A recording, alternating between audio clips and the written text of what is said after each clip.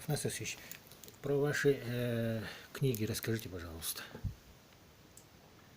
Первая моя книга «Тайная история Саха» была опубликована в 2015 году в национальном книжном издательстве «Бичик» и была основана на материалах, тех материалах, которые я нашел в ходе работы над проектом «Форсайт Республики Саха-Якутия» до 2050 года. В рамках этого проекта я руководил группой истории и религии и нашел материалы интересные, которые говорят о том, что народ Саха сложился на территории современной Якутии, и было это очень давно, 10-15 тысяч лет назад.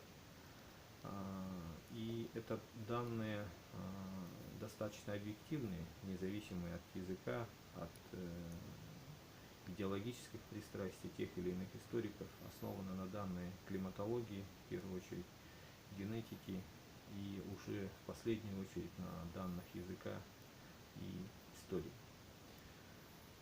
Такая потребность в осмыслении нашей национальной истории, национальных корней, она обусловлена тем, что мы сейчас очень сложное время переживаем. Время кризиса, время поиска путей развития в глобализующем мире, когда стираются грани между разными народами, люди забывают свой язык, свою историю и превращаются в неких манкуртов. И для народа Саха, немногочисленного народа Саха сейчас, очень важно сохранить вот эту историческую преемственность, помнить о своих корнях. И в связи с этим появилась такая мысль.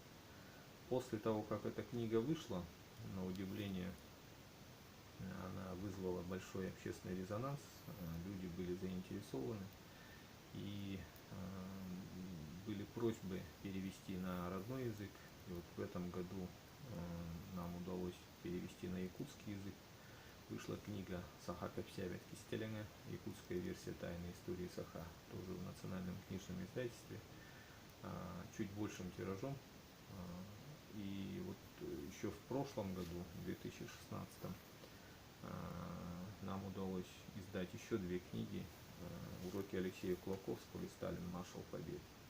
И получилась такая своеобразная трилогия.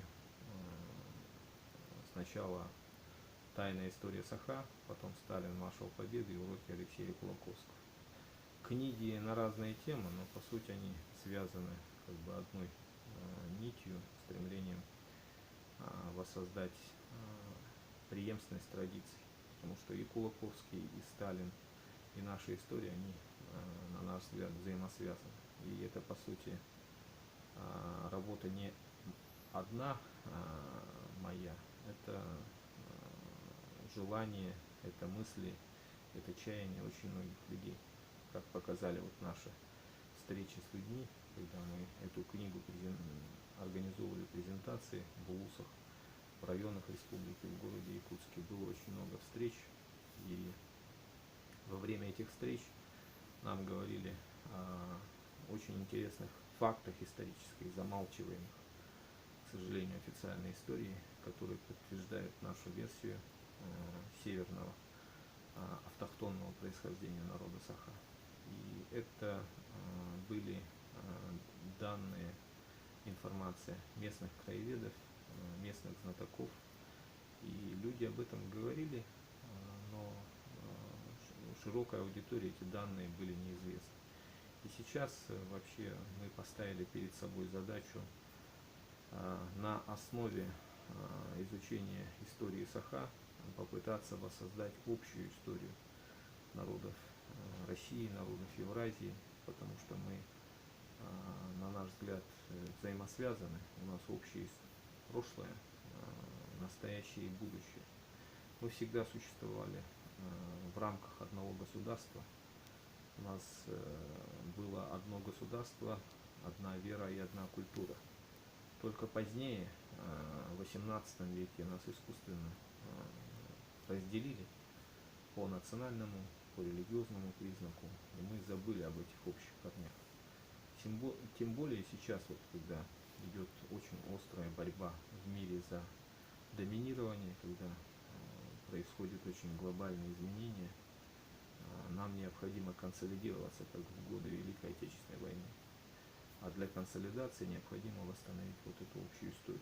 И есть планы создания на территории Алтая и Якутии некоего научно-исследовательского института нового типа, который бы объединил исследователей разных регионов, разных стран даже, с тем, чтобы объективно вот эту нашу историю исследовать и попытаться воссоздать эту нашу общую историю с тем, чтобы наши дети, наши внуки, наши потомки, они знали